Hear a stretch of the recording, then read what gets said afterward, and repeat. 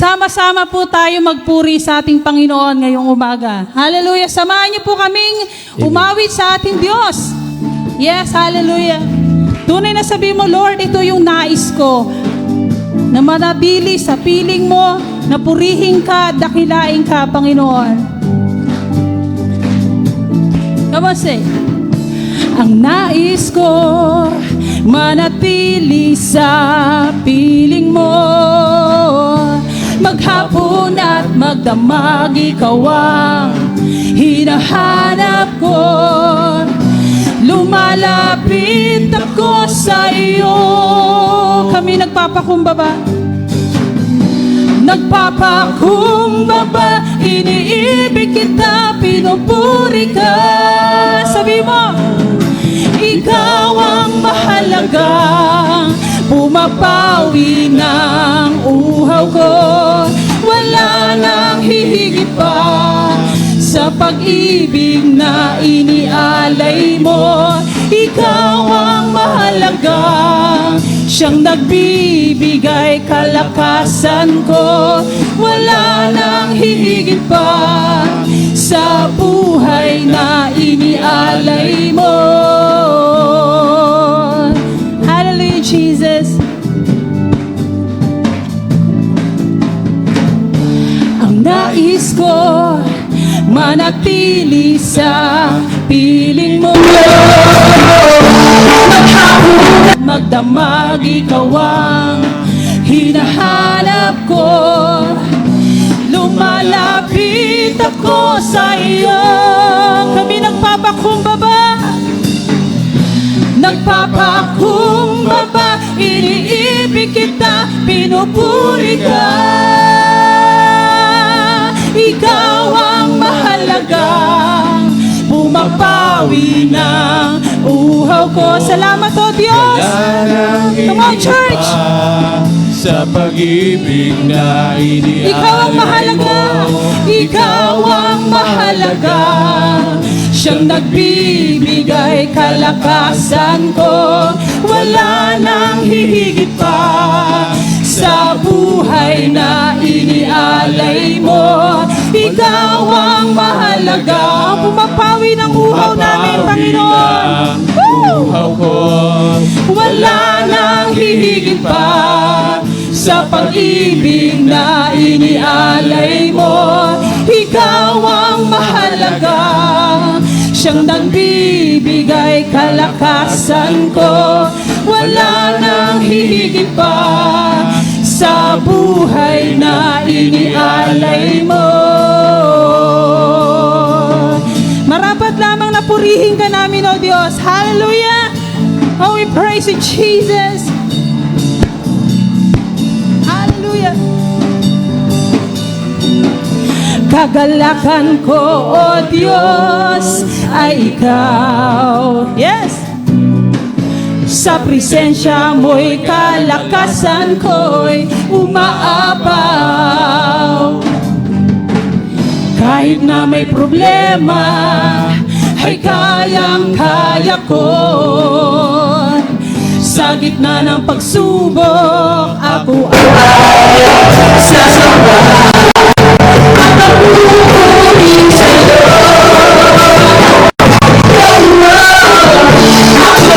Sasayaw sa'yo, sasambahin ang ngalan mo. Kahit pinipigilan, di papayag na tatahimik lang. Laging magbababa sa'yo, sa piling mo, Panginoon.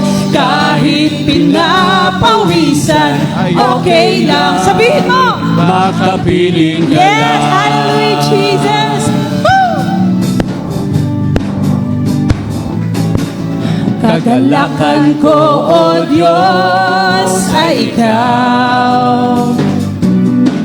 Sa presensya mo'y kagalasan ko'y umaapaw. Kahit na may problema, ay kayang-kaya ko. Sa gitna ng pagsubok, ako ay sasamba. at magpupuri sa'yo. Oh, oh, ako ay sasayaw sa'yo, sasambahin ang ngalan mo. Kahit pinipigilan, hindi papayag na tatahimik lang. Laging magbababat sa'yo, sa piling mo, Panginoon.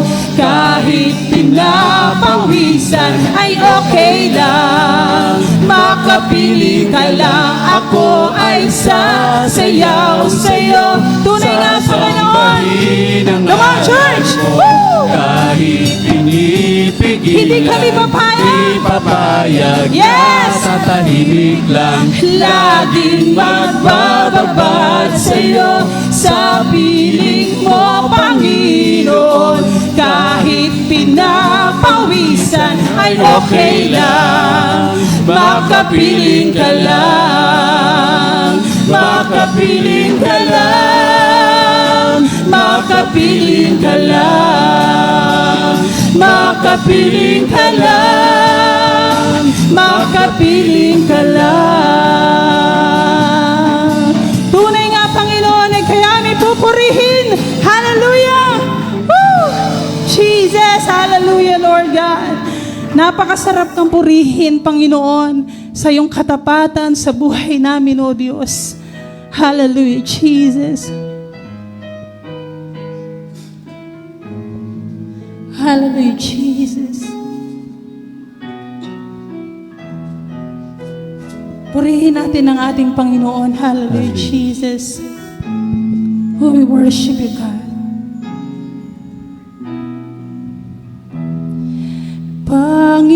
Panginoon, ang nais ko, kagandahan mo ay pangmasta, ang pag-ibig mo sa kitugon. Kailan may di pababayaan, sa iyo lamang matatagpuan, sa iyo lamang. Sabi mo sa Panginoon, mananatili sa iyo. Lihim, Yes, God. sasambahin ka. Sa dakong lihim, mananatili sa iyong lilim. Nang masumpungan ka sa dakong lihim.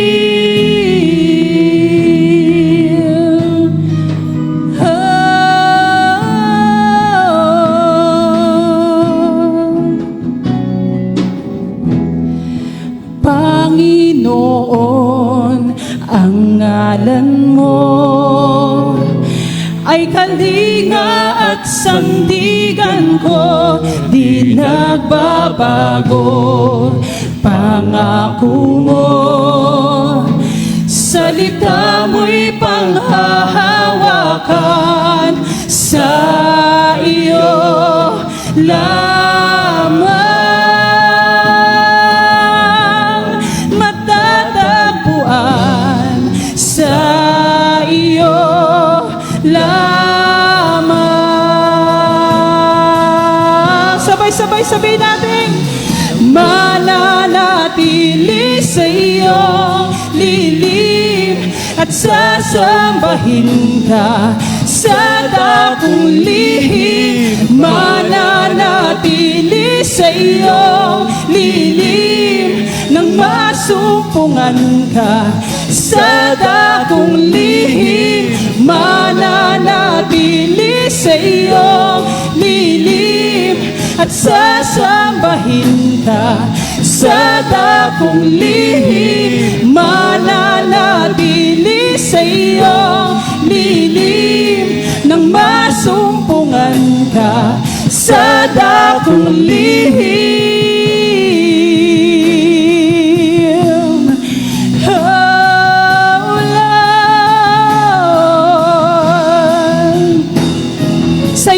ang papuri, Panginoon.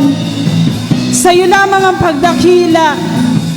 Ikaw lamang ang aming itataas sa umagang ito, Panginoon. Tayo magpuri. Palayain natin ang puso natin. Palayain natin ang kagalakan. Palayain natin ang pagpupuri. Palayain natin ang pagsamba, pagdakila sa nag-iisang Diyos na dakila at tapat. Sama-sama tayong sumigaw ng papuri, ng pasasalamat sa Panginoon. Karapat-dapat na dakilain, karapat-dapat na sambahin, karapat-dapat na itaas ang papuri at pagsamba. Amen!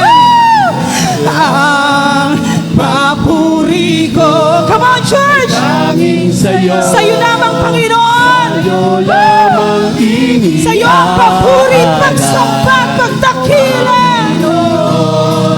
Ang puso ko, Sa'yo magpakailanman. Ang papuri ko ay tanging sa'yo. Sa'yo lamang iniaalay, O Panginoon. Come on, church! ang puso Sa'yo ang ko, papuri at pagsamba. sa'yo O minsan pa, sabihin mo, ang papuri ko ay tanging sa'yo. Amen. Sa'yo lamang iniaalay, O Panginoon. Ang puso ko'y sa'yo magpakailanman mananatili. Woo! Yes, God. sasambahin Oh, we praise you, sa Jesus. dakong Kami mananatili sa iyong piling, Panginoon. Sambitin mo sa Diyos. Sabihin mo sa Panginoon. Yes, God. Sa Hallelujah. dakong lihim Mananatili sa iyong lilim at sasambahin ka sa dakong lihim. Mananatili sa iyong lilim nang masumpungan ka sa dakong lihim. Hallelujah! Hallelujah! Oh, we praise you, Jesus. Hallelujah! Napakasarap na sambitin na kami, Panginoon, ay mananatiling magpuri sa iyo. Mananatiling maglilingkod sa iyo, O Diyos. Hallelujah! Oh, we praise you, Jesus.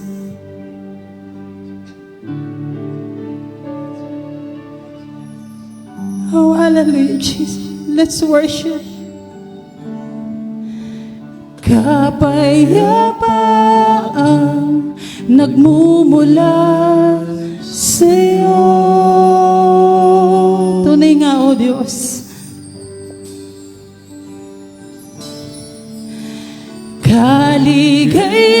Kaligayahang nakamit sa piling mo. Isa pa, sambitin mo. Kapayapaang nagmumula sa iyo.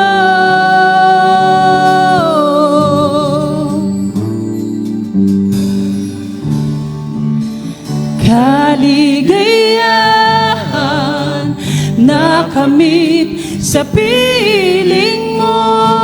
Sabi mo sa Panginoon, wala nang hahanapin pa. Wala na kaming nanaisin, O Diyos. nanaisin pa. Kundi mamalagi sa piling mo, O aming Ama.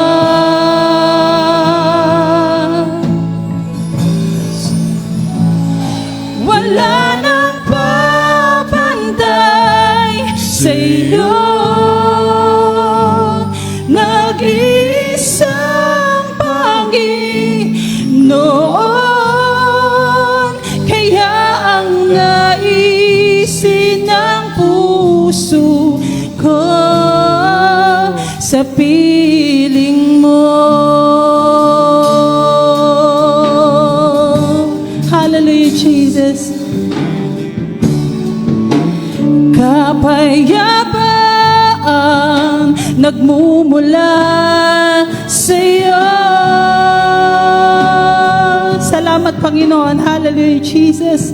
Salamat sa kaligayahan, Panginoon. Kaligayahan na kami Sa piling mo. Wala na kaming hahanapin, O Diyos. Wala nang hahanapin pa. Wala na kaming nanaisin. Wala nang Nanaisin pa. Kundi mamalagi sa piling mo, O aming Ama. Yes, God. Wala nang papantay sa iyo. Hallelujah, Jesus. nag-iisang Panginoon. Noon, kaya ang naisin ng puso ko sa piling mo. Wala na kaming hahanapin. Sabay-sabay natin ipagsigawan. Sabi mo sa Panginoon, wala nang hahanapin pa.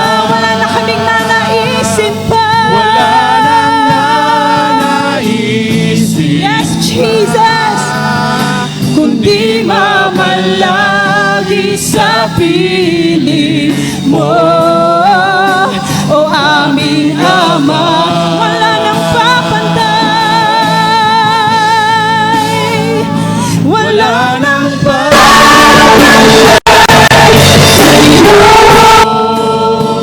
Nag-iisang Panginoon, kaya ang naisin ng puso ko sa piling mo. Minsan pa, wala na kaming hahanapin pa, O Diyos. How we praise you, Jesus. Wala nang hahanapin pa. Wala na kaming nanaisin pa, O Diyos. Kundi ang mamalagi sa piling mo, Panginoon. mamalagi Sa piling mo, O aming Ama. Wala nang papantay. ng Yes, papantay Jesus, sa iyo. Nag-iisang Panginoon, kaya ang naisin ng puso ko, kaya ang naisin ng puso ko. Sabihin mo, kaya ang naisin. yes, hallelujah, Jesus. Sabihin mo, kaya ang naisin, kaya ang naisin ng puso, kaya ang naisin namin, O Diyos, ang naisin ng puso ko sa piling mo.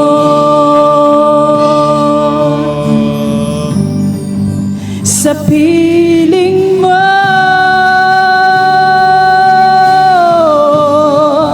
Sa piling mo. Hallelujah. Oh, hallelujah, Jesus. Wala na kaming ibang nanaisin pa, Panginoon. Kundi kami ay mamalagi sa piling mo, Panginoon. Na manatili kaming nagtitiis, Panginoon, o God, nagtsatsaga, Panginoon. Dahil alam namin, ang Diyos na pinaglilingkuran namin ay dakila, karapat-dapat, at lahat ng ginagawa namin ay hindi masasayang, Panginoon. Hindi nasasayang ang ginagawa natin para sa Panginoon. Amen. Dakila ang Diyos. Mabuti ang Panginoon. Napakabuti. Mabuti ang Diyos. Hallelujah. Mabuti ang Diyos. Mabuti ang Panginoon. Amen. Purihin Mabuti natin. ang Panginoon. Purihin si Yahweh. Mabuti. Mabuti. Amen. Mabuti ka, Panginoon, sa buhay namin, Napakabuti mo, Panginoon. Diyos.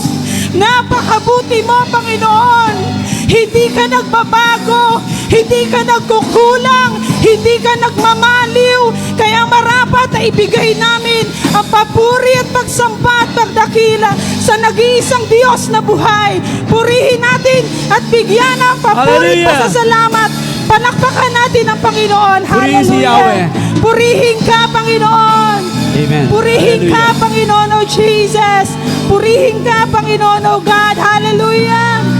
Wala na kami ibang nanaisin pa, Panginoon, ang purihin ka at dakilain ka, O Diyos. Karapat-dapat ka, Panginoon, O Jesus. Oh, we praise you, God. Hallelujah. Hallelujah. Hallelujah, Jesus. Manatili po tayong nakatayo. Thank you, Jesus. O Yahweh, Diyos na napakabuti. Amen, O God. Maraming salamat po sa biyaya ng buhay. Thank you, Jesus. Nakakapagpuri kami ngayon, nakakapagpasalamat. Thank you, Jesus. Salamat po sa nagdaang sanlinggo sa pag-iingat mo sa bawat isa. Maraming salamat po sa inyong dakilang katapatan sa aming buhay. Amen, O God. Patuloy, Ama, sa aming tatalakayin, pangunahan nawa ng inyong Santong Espiritu ang inyong lingkod. Lord, hallelujah. Gawin mo pong pagpapala, gawin mo pong hamon sa buhay namin.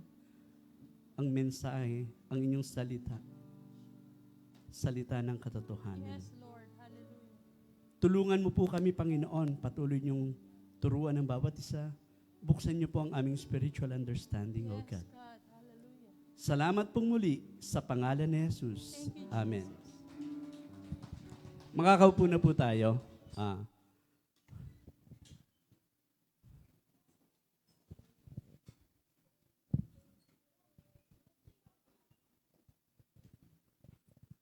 Amen. Good morning po. Morning sa bawat isa, no? Last Sunday ay tinalakay po ni Pastor Ness yung flood of corruption. Noah's Ark version. Ngayon po, ang tatalakayin ko naman ay flood of corruption, DPWH version. Joke lang po, joke lang. Para medyo buhay-buhay tayo, ano po? Mga kapatid, bago ako magsimula, muli papaunawa ko sa inyo na huwag po tayong pagkwentuhan, huwag po tayong matutulog, at huwag po tayong sisimple sa mga text. Kasi po, alam po yan kawalan ng paggalang sa salita ng Diyos. No? Very timely message po ito. No? Hindi po DPWH to. Ang title po ng ating tatalakayin ay Pamumuhay ng mga Kristiyano sa mga huling araw. See? Interesting po to at marami po tayong mapulot dito. Makinig po tayo. No po? At ang ating pong teksto ay sa Timothy at 2 Timothy 3:1-5. No po? Ang mga huling araw po, hindi po ito nangangahulugan na ilang araw na lang, no, bago matapos ang mundo. Hindi po gano'n, no? Kundi ito po ay isang panahon na may tiyak na mga palatandaan. Okay? Sa atin pong panahon ngayon, no? Hindi na po natin kailangang magtaka kung bakit sobra-sobra ang kaguluhan. No? Sobra-sobra ang kasamaan, sobra-sobra ang corruption at pagkalayo ng tao sa Diyos. Tataka tayo na, wag na. No? Kasi ayon po sa Biblia, palatandaan po ito na tayo ay nasa mga huling araw. No? Ang mga huling araw po ay isang panahon kung saan lalong lalala ang kasamaan, lalong lalala ang kaguluhan, lalong lalala ang kapigatian, paghihirap, bago ang katapusan ng mundo. Na? At bilang mga Kristiyano, hindi po tayo tinawag upang matakot. No? Tayo po ay hindi tinawag para mangamba, kundi upang mamuhay ng may pananampalataya, may kabanalan, at may pag-asa sa muling pagbabalik ng ating Panginoon. No? Kaya ang layunin po ng mensaheng ito, mga kapatid, ay hikayatin ang mga Kristiyano na mamuhay ng may pananampalataya, kabanalan, at kahandaan sa muling pagbabalik ng ating Panginoong Hesus. Amen? Seryoso na. Una, ang katotohanan ng mga huling araw. No? Sabi po sa 2 Timothy 3:1-5, sabi, dapat mong malaman na sa mga huling araw ay darating ang mga panahon ng kaguluhan. Sapagkat ang mga tao'y magiging maibigin sa sarili, maibigin sa salapi, palako, mapagmataas, mapagsamantala, suwail sa magulang, walang utang na loob, at lapas sa Diyos. Sila'y, teka nga, nagpuputol eh.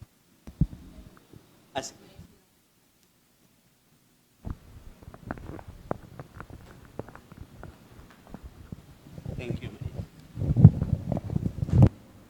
Verse 3, sila'y magiging walang pagmamahal sa kapwa, walang habag, mapanirang puri, walang pagpipigil sa sarili, marahas, at walang pagpapahalaga sa mabuti. Sila'y magiging mga taksil, padalos-dalos, mayayabang, maibigin sa kalayawan, sa halip na maibigin sa Diyos. Verse 5, sila'y may anyo ng pagiging makadiyos, ngunit hindi naman nakikita ang kapangyarihan nito sa kanilang pamumuhay. Iwasan mo ang ganyang uri ng mga tao. Nakita niyo ba? Ang 2 Timothy 3:1-5, ito po ay naglalarawan sa masasamang katangian ng mga tao na laganap sa mga huling araw. No? Ito po ay isang listahan na nagpapaliwanag kung bakit magiging mapanganib, magulo, mahirap ang mga panahong ito. Sinabi na yan. No? Ito po yung mga palatandaan ng mga huling araw. Sabi sa verse 1, dapat mong malaman na sa mga huling araw ay darating ang mga panahon ng kaguluhan. Obvious na po. Noon pa man, isipin natin, pastor, noon pa marami ng kaguluhan eh. Tama naman, di ba? Pero napapansin niyo ba sa panahon natin ngayon, no? Palala ng palala ang kaguluhan. Mapanganib ang panahon ngayon. No? Nakakatakot. Sunod-sunod yung mga nangyayaring mga digmaan. Alam natin yan. No? Yung Ukraine-Russia, Israel-Iran, sa Hamas, magulo. Maraming digmaan, no? Sinabi na po yan, no? Sa mga huling panahon. Tingnan niyo po, sabi ng Panginoong Yesus, kumuha lang ako ng ilan. Marami po yan. Sabi sa Matthew 24:6-8. Tingnan niyo po. At makakarinig kayo ng mga digmaan at ng mga bali-balita ng mga digmaan. Mag-ingat kayo na huwag kayong mangamba sapagkat kailangan mangyari ito. Subalit, hindi pa ito ang wakas. O, hindi pa. Sapagkat maglalaban ang bansa sa bansa at ang kaharian laban sa kaharian. Magkakaroon ng taggutom at mga lindol sa iba't ibang dako. Ngunit ang lahat ng mga ito ay pasimula pa lamang ng matinding paghihirap. No? You will hear of wars and rumors of wars. But see to it that you are not alarmed. Such things must happen, but the end is still to come. Nation will rise against nation and kingdom against kingdom. There will be famines and earthquakes in various places. All these are the beginning of birth pains. Sabi sa English, all these are the beginning of birth pains. Parang babaeng nanganganak, nagli-labor. Habang papaanak na siya, doktora, di ba? Naghihirap siya, ang hirap, di ba? Pasakit ng pasakit.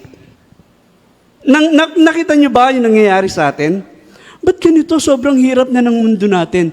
Sobrang hirap na ng mga nangyayari. Sign. Mga palatandaan ng mga huling araw yan, mga kapatid. No? Social unrest. No? Nakikita naman natin yan, yung mga kaguluhang panlipunan, ang social unrest po, yan yung mga pag-aalboroto ng mga mamamayan. Pag-aalsa ng mga mamamayan due to corruption. Isa na yan. Nakita niyo yung mga nangyari lately? Nepal, Indonesia, Bangladesh, Sri Lanka, ano pa, Pastor? Di ba? Pilipinas. Grabe, no? Sobra-sobra, mga kapatid. Na bakit nagkakaganito? Sabi sa verse 2-4 ng binasa natin, dahil ang mga tao ay magiging sabi sa mga maibigin sa salapi, maibigin sa sarili, sa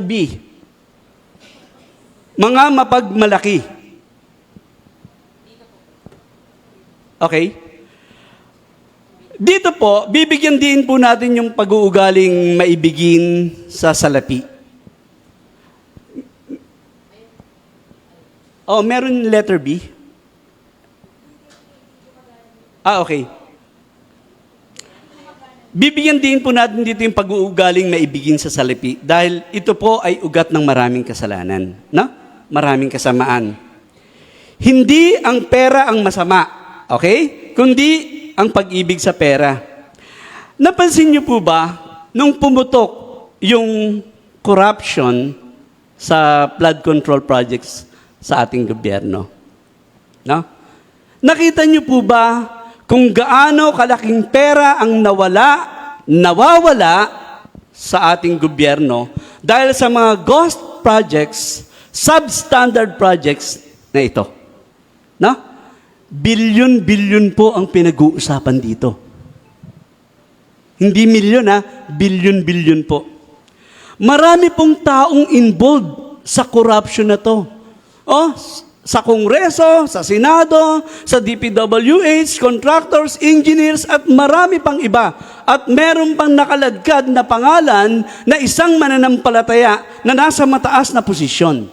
I will not name names. No? But alam nyo yan. Pero hindi tayo humusga. Nakaladkad. No? Tignan natin yung due process. Napansin nyo ba na kahit napakalaki na ng perang nakuha nila sa gobyerno, patuloy pa rin sila sa pandaraya nila. No? Patuloy pa rin sila sa katiwalian nila. They want more. No? Yan po ang nagagawa ng pag-ibig sa salapi. Okay? Sabi po sa Ecclesiastes 5:10, he who loves money will not be satisfied with money, nor he who loves wealth with his income.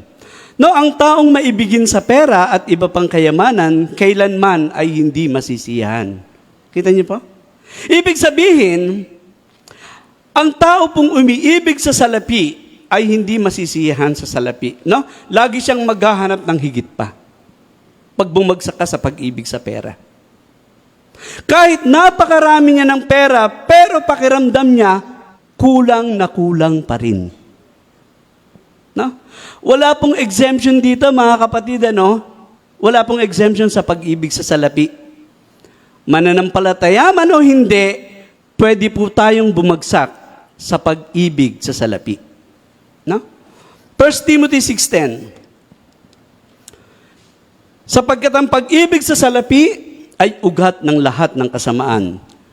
Dahil sa paghahangad na yumaman, may mga taong nalalayo sa pananampalataya at nasasadlak sa maraming kapighatian. No? For the love of money is a root of all kinds of evil.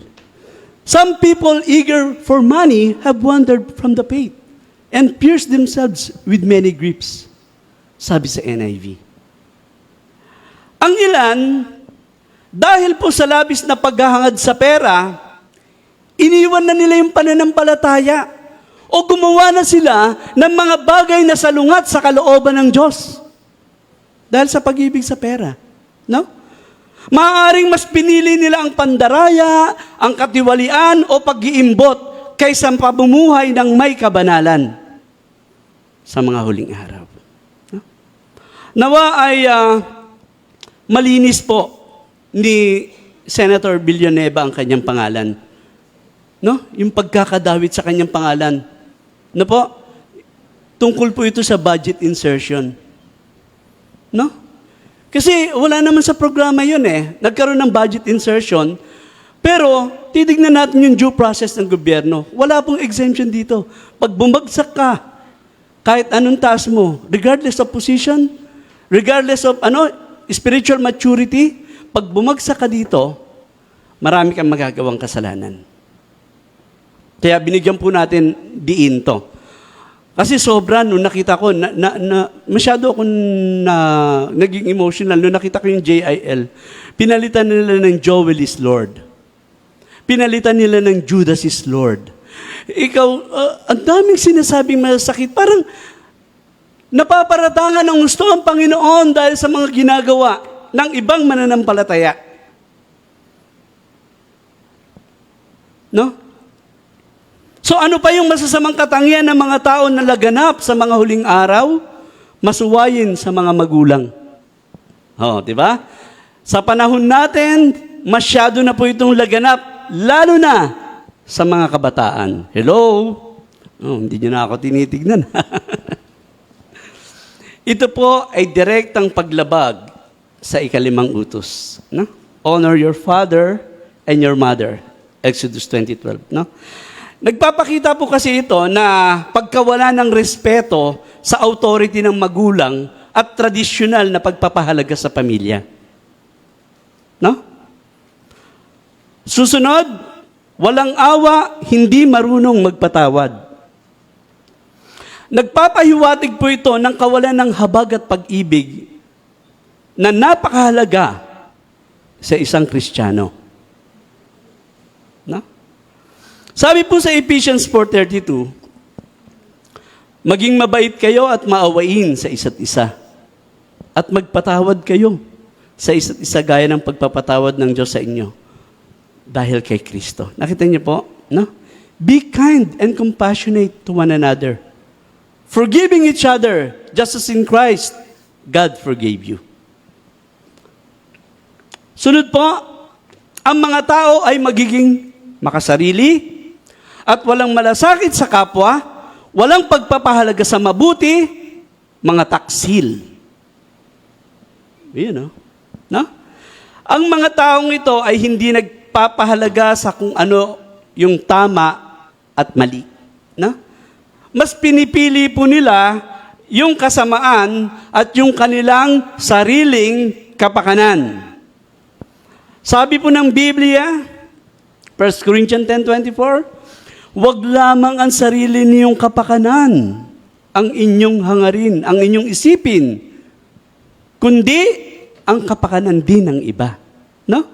Nobody should seek his own good, but the good of others. No? Sunod, may anyo ng pagiging makadiyos. Ito na, marami nito. Ngunit hindi naman nakikita ang kapangyarihan nito sa kanilang pamumuhay. No? Ito po yung pinakamahalagang punto ng talata. Hindi po ito simpleng paglalarawan sa mga hindi mananampalataya. No? Ang mga taong tinutukoy po dito ni Pablo ay nagpapanggap na sila ay matuwid o banal. No? Nowadays, marami yan.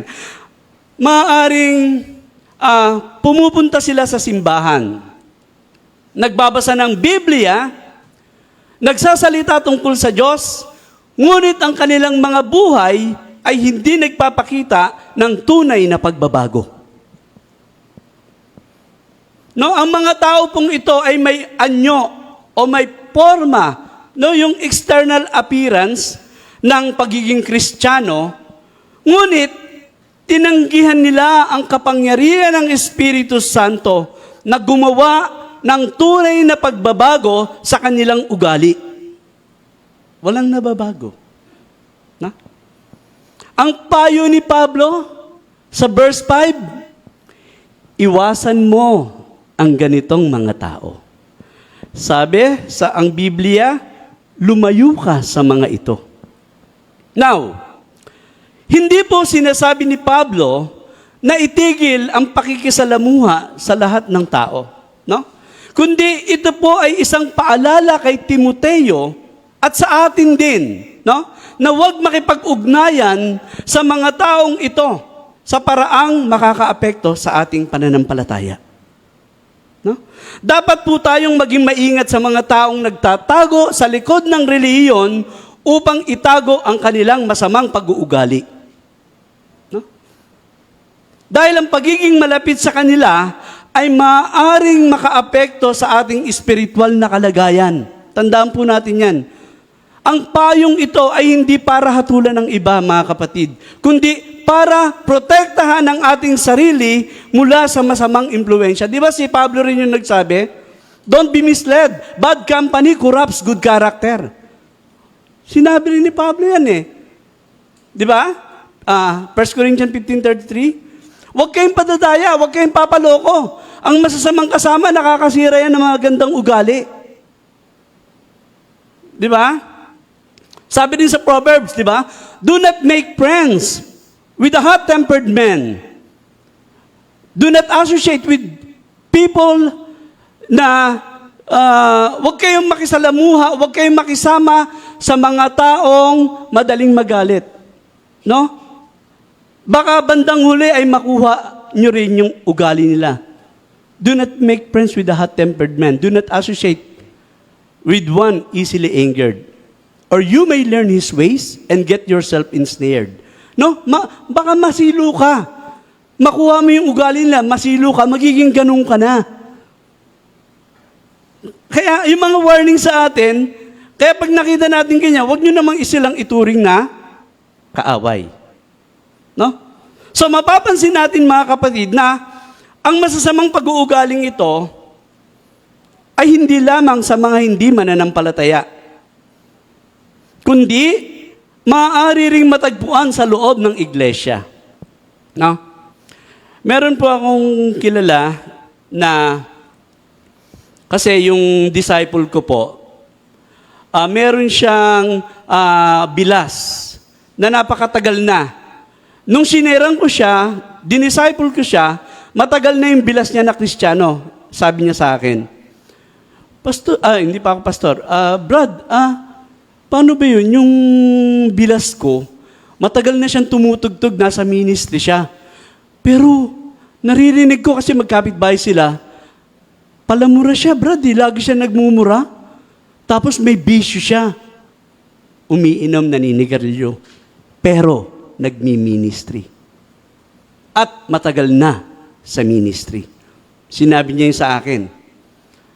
Sabi ko, huwag mo siyang babaran. Huwag mo siyang tularan. Kasi, natitisod siya eh. Kasi iba yung tinuturo ko sa kanya, sa nakikita niya, kapitbahay niya kasi yun. Nakita niyo po? Bilang mga Kristiyano, mga kapatid, listen, tayo ay hindi dapat mahulog sa ganitong uri ng pamumuhay. Na po? Dapat po nating suriin ang ating mga puso araw-araw. At itanong natin, ako ba ay nabubuhay pa rin ayon sa salita ng Diyos? Na? Yan po ang mga palatandaan ng mga huling araw, mga kaguluhan at katangian ng mga tao. Now, ano ba ang sinasabi ng Biblia na dapat na pamumuhay natin sa mga huling araw? No? Pangalawa, mamuhay ng matuwid.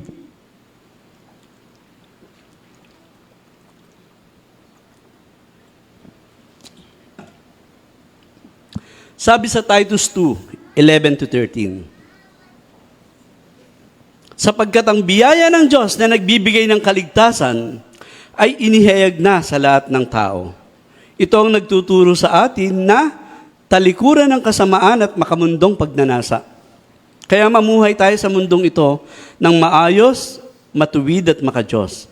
Habang hinihintay natin ang napakagandang pag-asa. Ano yon? Na walang iba kundi ang malwalhating pagbabalik ng ating dakilang Diyos at tagapagligtas na si Jesucristo. Nakita niyo po, dito lang makikita niyo, Diyos si Kristo, no? Malwalhating pagbabalik ng ating dakilang Diyos at tagapagligtas na si Jesucristo.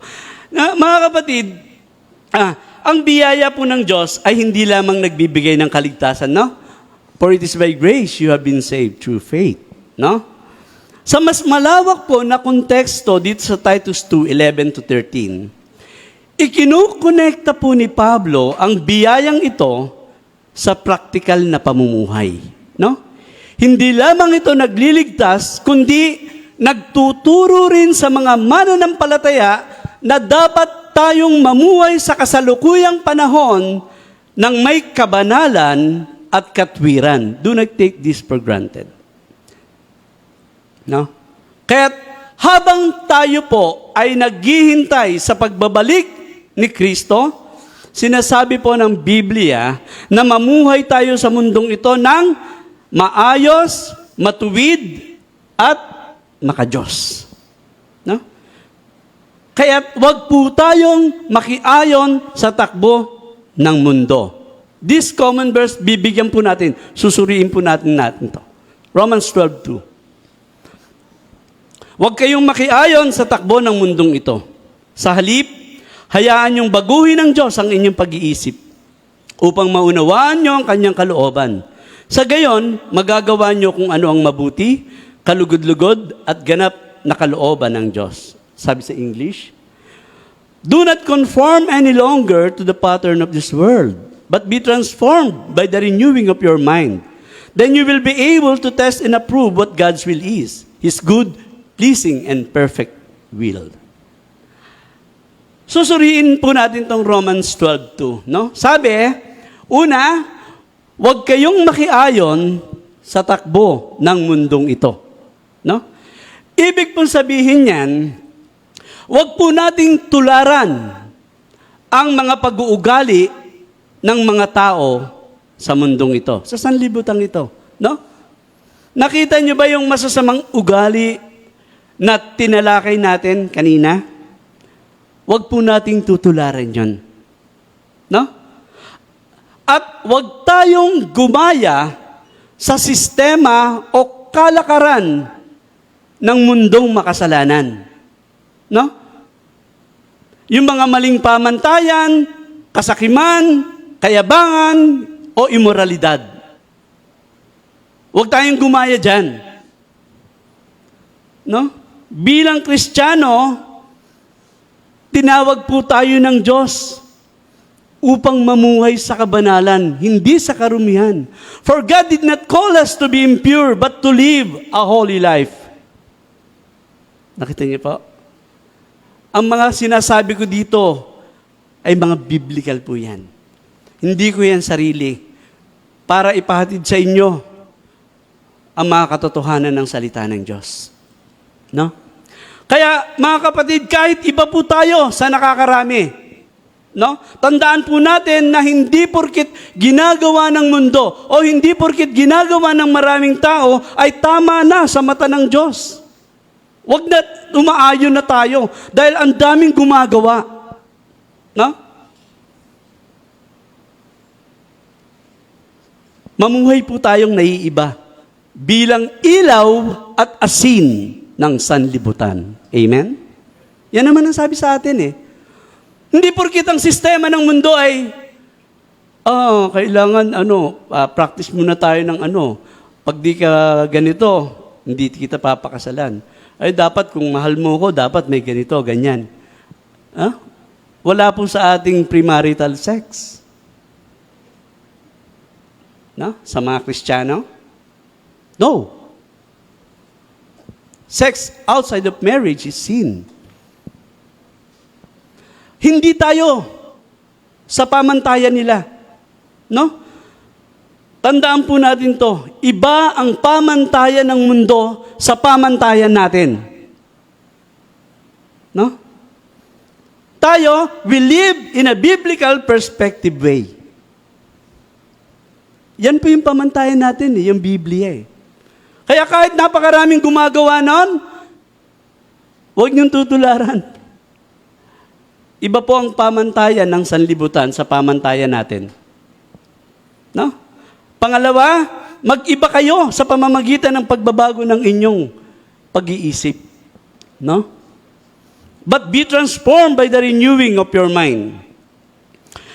Ang tunay po na pagbabago ay hindi lang panlabas, kundi ito po ay nagsisimula sa isipan, sa ating pananaw, sa ating pag-iisip at paniniwala. Tandaan po natin yan. Ang pagsunod po kay Kristo ay nangangailangan ng patuloy na pagbabago ng ating isipan sa pamamagitan ng salita ng Diyos, panalangin at pagkilos ng banal na Espiritu. Amen? No? Pangatlo, upang mapatunayan nyo kung alin ang mabuti at kaaya-aya at lubos na kalooban ng Diyos. No? Then you will be able to test and approve what God's will is, His good, pleasing, and perfect will. Ang tunay po na pagbabago ay hindi lang panlabas, kundi tandaan po natin, nagsisimula yan sa ating pag-iisip. Now, sa pamamagitan po ng pagbabago ng ating isipan, mas nauunawaan po natin kung ano talaga ang gusto ng Diyos para sa ating buhay. Pag binago po natin yung pag-iisip natin. No? Ang layunin po ng pagbabago ng ating isipan ay upang lumakad tayo ayon sa kalooban ng Diyos na mabuti, kalugod-lugod at ganap. Yun. Kaya pala, kailangan natin ng renewing of mind. No? Ang Romans 12:2 po ay paanyaya sa transformation, hindi lang conformity. Tandaan po natin yan. Ano po? Tinawag tayong mamuhay na iba sa mundo, na may pusong nakaayon sa Diyos at isipan na araw-araw binabago ng kanyang salita. So, importante talagang salita niya. Lagi tayong bumabagsak sa salita niya. Dapat na pamumuhay natin sa mga huling araw. Pangatlo, patatagin ng pananampalataya. Sabi po sa Hebrew 10:23-25, magpakatatag tayo sa pag-asa natin at huwag tayong mag-alinlangan, dahil tapat ang Diyos na nangako sa atin. At sikapin nating mahikayat ang isa't isa sa pagmamahalan at sa paggawa ng kabutihan. Huwag nating pabayaan ang mga pagtitipon natin gaya ng nakaugalian na ng ilan. Sa halip, palakasin natin ang loob ng bawat isa, lalo na ngayong nalalapit na ang huling araw. No? Sa mga huling araw po, listen, lalaganap po ang spiritual na katamaran, no? At panlalamig sa pananampalataya. Papansin natin yan. No? Nowadays, napapansin natin na ang pagdalo sa mga pagtitipong tulad nito ay kinatatamaran ng maraming Kristiyano. No? Dumadalo lang sila kung kailan nila gusto. Ang iba naman inuuna ang ibang mga bagay. Naglalaba, nagluluto, household chores, pamamasyal, etc. No? Ang iba naman, nagkakasakit ng morbus sabbaticus. Ito yung tinalakay ko dati. Alam niyo po ta? Ito po ay sakit na maraming Kristiyano na Lunes hanggang Sabado wala silang sakit na ganito. Pagdating ng Linggo, nagkakasakit sila. Lalo na yung oras ng mga alas 9, alas 10. No? Nagkakasakit sila. Pero, bandang after lunch, mga tapos na yung service, bumabalik ang kasiglahan nila. No? Nagbibihis, namamasyal at ginagawa yung kanilang mga ginagawa. No? Ang tawag po dito sa morbus sabbaticus na to ay Sunday sickness. Sana, pag nararamdaman nyo tong sakit na to, iwaksin nyo na, uminom na kayo ng salita ng Diyos. Ha? Tandaan nyo po yan, ha? Maraming ganyan, nagkakasakit pag Sunday. Mahalaga po sa mga panahong ito, mga kapatid, ang pananampalatayang matatag at aktibong ugnayan sa ating kapwa mananampalataya. Kailangan natin ng fellowship. Tama? Parang ano yun, di ba? Yung baga, pag hiniwalay sa nakararami, ano nangyayari? Namamatay yung baga, di ba? Ganon din po tayo. Kailangan natin ng isa't isa. No? O pastor, ganito. Oy, kumusta ka na? Sis, meron akong ganito. Ay, ganito ba? Magpapalakasan tayo sa isa't isa. Magsabi kayo, katulad ng ginagawa ng ilan, pastor, ganito, ganyan. Ganito ba? Bibigyan namin kayo ng salita ng Diyos, a-advisean namin kayo, at kung kinakailangan ng mga iba pang tulong, sabihin lang natin kay Pastor Nes. Tsaka kay Pastor Dante. So, kailangan po natin ng fellowship. Tandaan po natin yan, mga kapatid. No? Yung pakikipag-ugnayan natin sa kapwa Kristiyano. Nakakatulong po yan para hindi tayo panghinaan. No? So, mga kapatid, gumawa po tayo ng intentional na hakbang upang patatagin ang ating pananampalataya sa Diyos. Amen? No? Una, regular na pagbabasa at pagninilay-nilay ng salita ng Diyos. Mga kapatid, ang araw-araw na pagbabasa ng Biblia at pagninilay-nilay sa mga pangako ng Diyos, nagpapalalim po yan ng tiwala natin sa Kanya. Ikaw ba, lalalim ba yung pananampalataya mo, yung pagtitiwala mo sa isang tao kung di mo siya kilala? Sige. Habang nababasa mo kung ano nagagawa ni Lord, kung sino si Lord, tignan niyo po, yung pananampalataya niyo tumataas. Hindi niyo napapansin yan, konti-konti tumataas yan. Ganito pala si Lord. Hindi lang alam natin yung, nothing is impossible with God. Masyadong general Tingnan mo yung mga detalye ng ginagawa ng Panginoon. Kung paano siya kumikilos, makikita mo. No? Kaya, kung nais nating lumago sa pananampalataya, dapat patuloy po tayong makinig sa salita ng Diyos. Amen?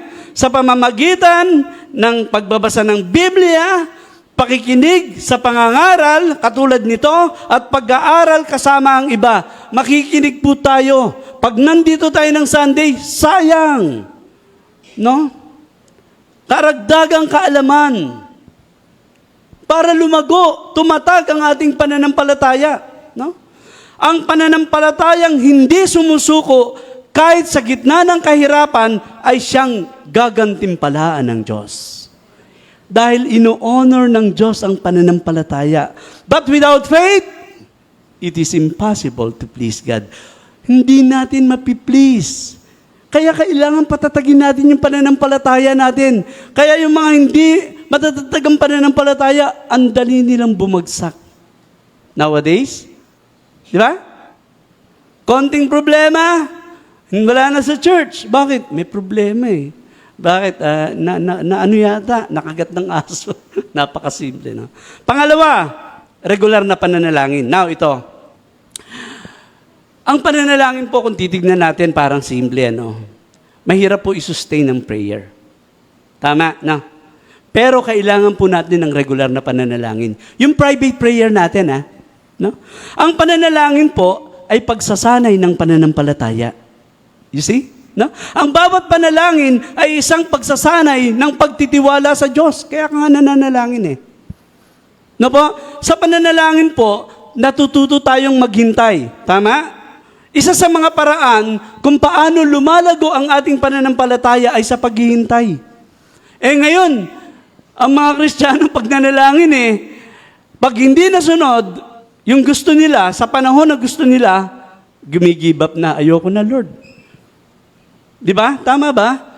Yung paghihintay ang mahirap sa pananalangin. Pero pag natututo kang maghintay, pansinin mo yung pananampalataya mo. Lumalalim yan. Tumatatag, lumalakas. No? Eto pa. Ang pananampalataya po natin, ay lumalalim sa bawat panahong tayo ay taimtim na nananalangin. Mga kapatid, narinig nyo ang pamumuhay sa mga huling araw. No, ang sabi ng Panginoong Yesus, sa mga huling araw, dahil lalaganap ang kasamaan, ang pag-ibig ng marami ay manlalamig. No? Because of the increase of wickedness, the love of most will grow cold. At napapansin natin yan, mga kapatid. Hindi nyo ba nararamdaman yan? Na parang naiisip nila, parang wala na sa kontrol ng Diyos ang mundo. Bakit kung nasa kontrol ng Diyos ang mundo, bakit ang hirap-hirap na ng buhay? Bakit ang gulo-gulo na ng panahon? Tila hindi na nakokontrol, no. God is sovereign. He controls everything. But He allows it to happen para makita nyo na ang Biblia, ang kanyang salita, ay natutupad. Sinabi 2,000 years ago. O more than pa. Na? Mga kapatid, ito ang panahon na kailangan patatagin natin ang ating pananampalataya. Nakita nyo ba ang kaguluhan? Sobra-sobra na. Tandaan mo, sabi ni Jesus Christ, in this world, you will have troubles. But take heart, I have overcome the world. Na-overcome niya. Ibig sabihin, kumapit tayo sa Panginoong Yesus. Magtiwala tayo sa kanyang salita, hindi niya tayo pababayaan, ipagtatagumpay niya tayo. Amen? Let's pray. Dakilang Ama, Diyos na napakabuti, maraming salamat po sa mga katotohanan ng inyong salita, Panginoon. Ama, patuloy mo po kaming tulungan na tumatag ang aming pananampalataya. Patuloy niyo po kaming tulungan na magkaroon ng regular na pananalangin at pagbabasa ng inyong salita. Gabayan mo po nawa kami, Ama, sa magulong mundong ito. In Jesus' name, Amen. Good morning.